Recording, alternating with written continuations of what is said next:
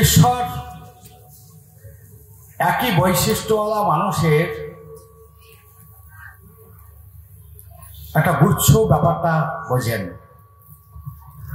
কিন্তু ভেদাভেদ বোঝেন না। এই ভেদাভেদ আমরাই করে বসে আছি। আবার আমরা সমাজটাকে যেমন ভাবে চালাই তার প্রতি তার একটা দৃষ্টি থাকে। এই সমাজকে কেমন করে তৈরি করলাম, কোন মানুষ কেমন চালচলন অভ্যস্ত, এনভায়রনমেন্ট কেমন, এনভায়রনমেন্টকে কেমন তৈরি করলাম, পারিপার্শ্বিক মানুষগুলো কেমন হলো, তাদের আচার ব্যবহার কেমন, এগুলোর প্রতি কিন্তু ঈশ্বরের একটা সজাগ দৃষ্টি থাকে। কেননা ঈশ্বরের পেটের বুকের উপরেই কিন্তু আমরা এই সমস্ত কাজ কারবারগুলো করে থাকি। এখন আজকে কিস্তি পতাকা উত্তোলনের সময় বলছিলাম যে ট্রেনে যাবার সময় আমরা দেখি যে একটা বগিতে একটা মানুষকে আমাদের ভাবা লেগে গেল, বাসে যেতে যেতে দেখি একটা মানুষকে আমাদের ভাবা লেগে গেল, বন্ধুত্ব জমে গেল, কিন্তু সবাইকে ভালো লাগছে না। আবার আরেকজনের কথাবার্তা হচ্ছে, কিন্তু তার কথাবার্তা একটু কেমন খ্যাক ঝ্যাক টাইপের, তাই তাকে ভালো লাগছে না। তাহলে আমাদের মধ্যে কোথাও একটা সাদৃশ্য আছে, একই ধরনের মানুষ, মন মানসিকতা, কাজ কারবার, কোথাও যেন একটা মিল আছে, তাই কোনো কোনো মানুষকে আমাদের ভালো লাগে। এই একই রকম সাদৃশ্যওয়ালা মানুষগুলো মিলে একটা গুচ্ছ তৈরি হয়, তাকে বর্ণ বলে। তাই স্বয়ং শ্রীকৃষ্ণ গীতায় বললেন, চাতুর্বর্ণায় মহাশিষ্টং গুণকর্ম বিভাগস, গুণ এবং কর্ম অনুযায়ী চারটে বর্ণের ধারা আছে। আরো তিনি বললেন, শুদ্ধ জাতির চাকা বৈশ্য যুগায় দেশের টাকা, ক্ষত্রিয়রা রাজার জাত, সবার পূরণ বিপ্রঘাত। আবার দেখুন মুসলমানদের মধ্যেও কিন্তু শেখ, মোগল, পাঠান, সৈয়দ এই ব্যাপারগুলো আছে। কাজেই আরবিতেই বলি আর সংস্কৃতেই বলি আর যে কোনো ভাষায় বলি না কেন, এই সাদৃশ্যওয়ালা মানুষের যে গুচ্ছতা সেটা সমস্ত সম্প্রদায়ের মধ্যে আছে। ডক্টর শ্যামাপ্রসাদ মুখার্জি পাবনা আশ্রমে গেছিলেন। আশ্রম ভিজিট করার পর তিনি বললেন, ঠাকুর আপনার এত বড় আশ্রম, এত মানুষ, আমার সংস্থাকে যদি আপনি একটু মদত করতেন খুব ভালো হতো। বললো, কি নাম আপনার সংস্থার? বললো, হিন্দু মহাসভা।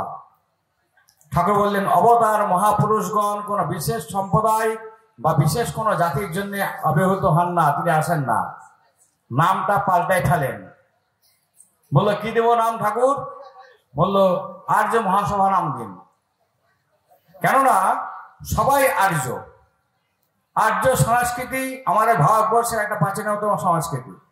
যখন এই বৌদ্ধ ধর্ম, ইসলাম ধর্ম, এই এত ধর্মের অবতারণা ঘটেনি, তখনও কিন্তু ঈশ্বর ছিলেন। পুণ্যপতিতে পাই আমরা, তিনি ছিলেন আর আমি ছিলাম, আমি তিনি, আমি তিনি, আমি তিনি। যখন ছিল না, সত্তা ছিল, তখন শুধু তিনি ছিলেন আর আমি ছিলাম। যখন এই আকাশ বাতাস মাটি জল স্থাপন জঙ্গম কীট পতঙ্গ চন্দ্র সূর্য গ্রহ নক্ষত্র এই সমস্ত কিছু সৃষ্টি হয় নাই, তখন শুধু আমি ছিলাম। অর্থাৎ আদিতে আমি এক ছিলাম, পরে বহু হলাম।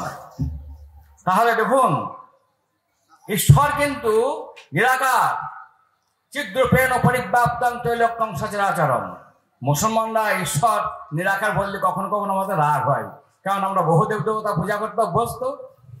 নিরাকারই তো, কিন্তু পার্থক্য একটাই, তিনি কখনো কখনো চেতনাপ্রবুদ্ধ হয়ে ওঠেন, ইচ্ছা করেন আসবো, তাই মানুষই তন্মাশ্রিতম হন, মানুষের শরীর ধারণ করে তার আবির্ভাব ঘটে। তিনি এলেন, একটু পার্থক্য থাকে, মানুষের মতো তাকায়, মানুষের মতো খায়, মানুষের মতো হাঁটে, মানুষের মতো দেখে, মানুষের মতো জরা ব্যাধি সবটা তাকে ভোগ করতে হয়, সুখ দুঃখ সব ভোগ করতে হয়, কিন্তু একটু পার্থক্য। হি জাভাব দ্য প্যাশন অ্যান্ড কমপ্লেক্স, সমস্ত বৃত্তি প্রবৃত্তির ঊর্ধ্বে তার স্থায়িত্ব, তার অবস্থান। তাই আমরা যেমন দুঃখে শোকে মুচলে পড়ি, তিনি তেমনটা হন না। অবশ্য his organ is more sensitive, তার সমস্ত অর্গানগুলো ভীষণ সেন্সিটিভ। তাই আমরা যতটা দুঃখ পাই, তিনি যখন সে দুঃখের ভাবে অবস্থান করেন, তার দুঃখ কিন্তু আরো অনেক বেশি ফিল হয়। তাই ঘোড়ার পিঠে চাবুক মারে যখন, ঠাকুরের পিঠেও কিন্তু চাবুকের দাগ উঠল।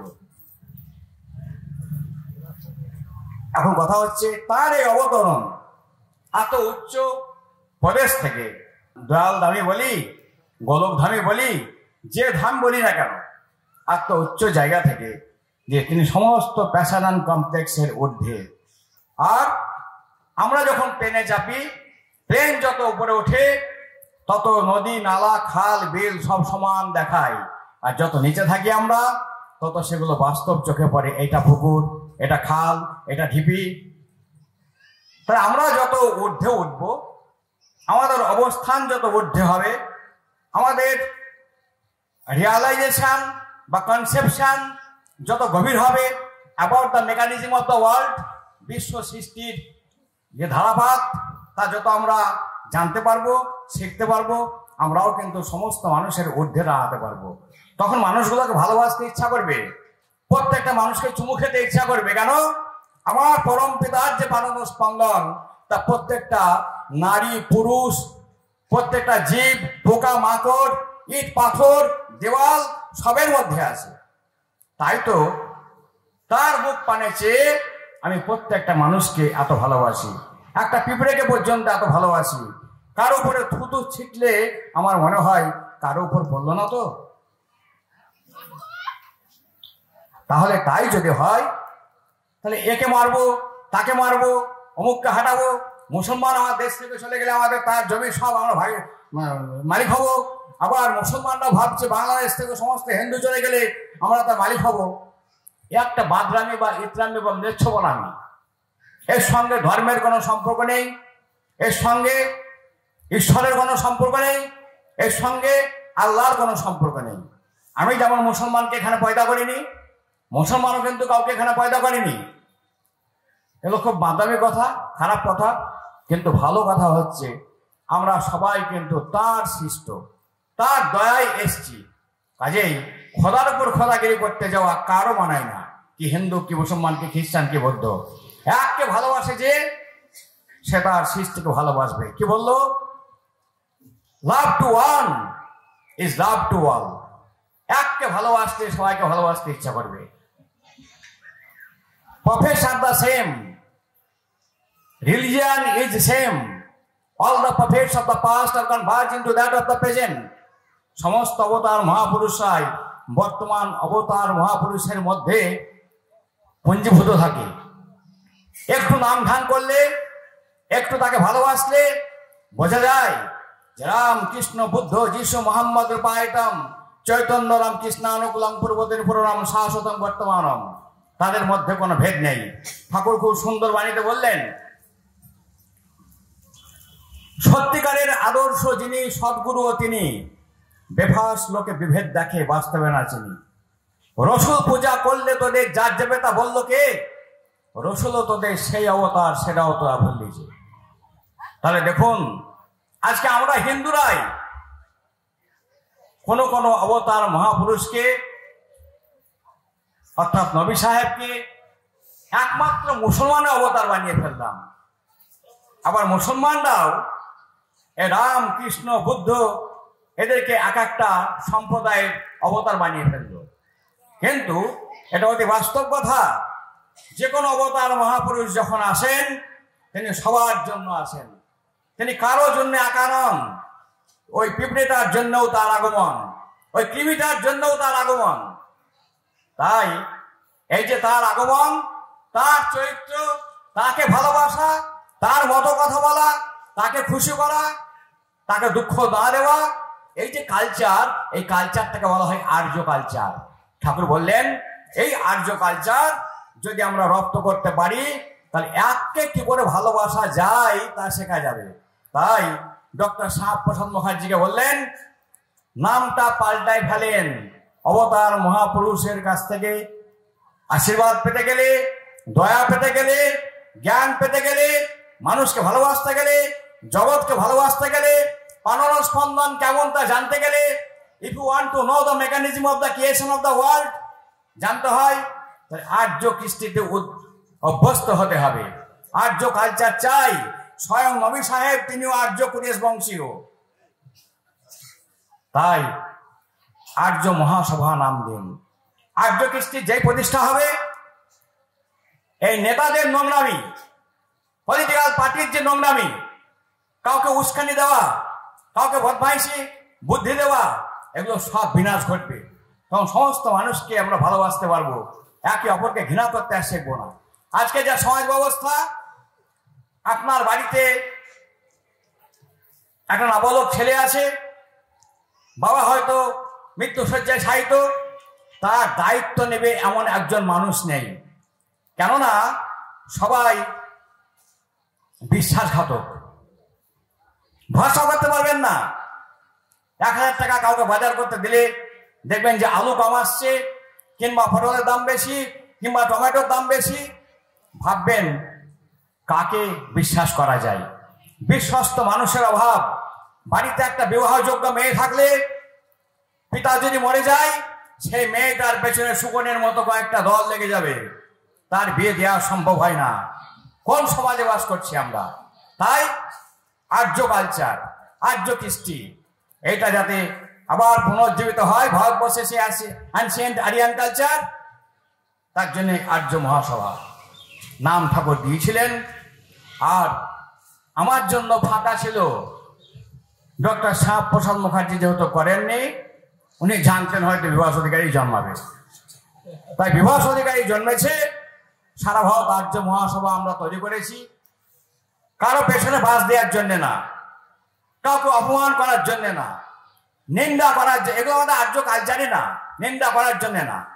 মানুষকে বুঝিয়ে তার কি প্রয়োজন, আর প্রয়োজন মানে কটা ঘরের টাকা পেলাম, কটা মিনিকেটের টাকা পেলাম, এমন টাকা প্রাচীনকালে আর্য কালচারে গ্রহণ করা হতো না। একটা মানুষ তাকে 100 টাকা দিতে গেলে বলতো কেন নেব? একটা present time that is not a question. আপনি কারো 500 টাকা পড়ে যেতে যে দেখেন, তাকে আর ফেরত দেবেন না, আমরা ফেরত দেই না। 100 টাকা কারো যদি বুঝিয়ে আমি বেশি নিয়ে নিলাম, তাকে বলি না যে আপনার টাকাটা ফেরত দেবো। কেননা ধর্ম নেই। আর ধর্ম যেখানে নাই, ইষ্ট নাই, নেতা যেই, জমের দালাল কিন্তু সেই। এখন যারা অনিষ্টের মূর্ত প্রতীক, তারা এখন নেতা।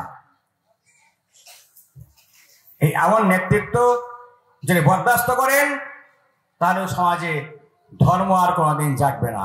আর ধর্মই শেখায়, কি বললো? যে আচরণ বাক্যকর্ম বাঁচা বাড়ার উৎস হয়, তাকেই জানিস ধর্ম বলে, নইলে ধর্ম কিছুই নয়।